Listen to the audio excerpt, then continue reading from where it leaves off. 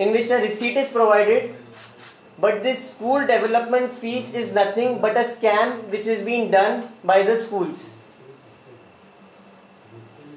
There are also been cases wherein for 11th standard, when a person wants to take admission in a certain institute, they tell them to go to a certain tuition institute, and that is when they will give them admission. So this itself, you understood? They give us the dhamki that if you are going to a certain institute only, a tuition institute, that is when we will give you admission. So this itself is nothing but a scam, because they are probably getting money from the institutes, the tuition institutes which are there. The Directorate has also failed to curb capitation fees on the Directorate of Technical Education, because if you go to see, you can check out the prospectus also from Directorate of Technical Education. भुरग्यांच्या पैशांचेर Goa विद्यापीठाचो voice chancellor खंय hi-fi अपार्टमेंटांत रावता.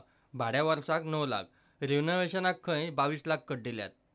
And you all can afford 9 lakh per annum on a rented apartment, as well as show 22 lakhs for renovation. Renovation of the same Vice Chancellor's house, where other people are staying, but the Vice Chancellor, because he says the renovation are being done from 2013, which is not yet not being completed, while other people stay there, and he is given a sea-facing apartment which costs 9 lakh per annum. When you all are showing a loss, how can you all afford luxuries like this? Like, our money is not a joke, our education is not a joke, so please stop living luxurious life at our cost. प्रुडंटा खातीर चेतन गवस.